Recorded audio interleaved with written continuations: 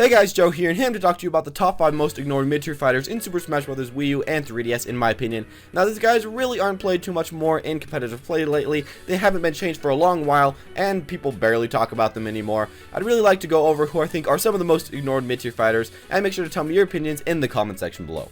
Firstly, I'd like to go over Toon Link. Now, for whatever reason, people have been seeming to throw Toon Link out of the gutter as far as play rate, but they still think that he is about mid-tier. Now, being mid-tier, you'd think that more people want to play him, but alas, this just isn't quite true in his situation. It seems like more and more people just decide to pick up Link because he's a little bit easier to play, a little bit more iconic, and just not as difficult to control. Now, this is all fine and dandy, but I still feel like Toon Link deserves a little bit more spotlight in the community, and something new from Sakurai also. I've really looked near and far in my quest to try to find new Toon Links, but I've come to a veil in this quest, and it really saddens me quite a bit. Toon Link is a fast, strong character, really good at spacing, and has some of the best throws in the entire game, mainly his back throw, along with some awesome combos found by Toon Link mains and loyalists, but these are almost never seen. Other than just the community, Sakurai has also glossed over Toon Link quite a bit. All he's really done is given him some small nerfs, and that's about it. I feel like he is a pretty great character, but if nothing is done to him right now, then he'll just stay where he is with a very small play rate. Greninja was an extremely prevalent fighter when the game was first released. You could very often find him online using all sorts of different tactics, but then the nerfs came. Now these nerfs made Greninja go from a very high tier character to a very playable mid tier, but when this happened the phrase better nerf Greninja came to pass, and the amount of people playing him quite dive bombed.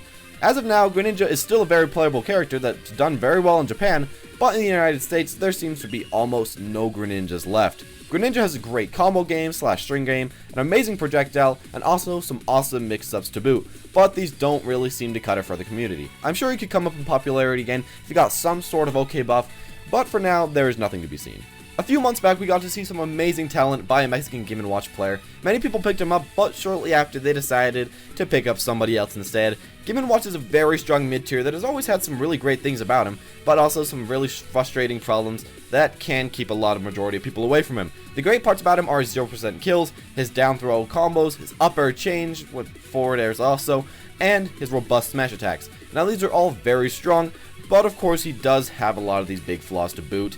The main ones is that he's very hard to play and you get very little reward to play him. He's really not a brain dead character and that makes him very hard to get into at the beginning. He's also super light, so you die really quickly, and his combos only work at very specific percents and highly depend on the opponent DIing a certain way. To those that play Game & Watch and still have the heart to keep playing him, I salute you. We all remember the colossal amount of hype for Megaman at the Smash Bros. Invitational all that time ago. With all that support and hype for the fighter, he was sure to be used a lot. That is what we thought, but in reality, Mega Men are very far and very few. Now, I feel like the big reason for this is that he has a very unique keep away playstyle, and he doesn't have much of those easy bait combos. This makes him seem a little bit hard for new players, and was a really big turnoff for the majority of the community when everyone was pretty new and pretty bad at the game. He can be a very strong pick in the hands of a master and beat a lot of the high tiers, but for the common folk, he really does just turn into a disaster and is just way too hard to play for them. I personally love Mega Man and his games, but I am with the group that just can't come to love his playstyle. Ever since the release of the game, Bowser Jr. has gotten the short end of the stick compared to all the other mid-tier fighters in my opinion. He has never had an abundance of people playing him, or even trying him out, or trying to find new combos with him in the lab. He has been about the same power level all the way through his career in Smash 4 with little nerfs and little buffs, meaning that he doesn't get much press.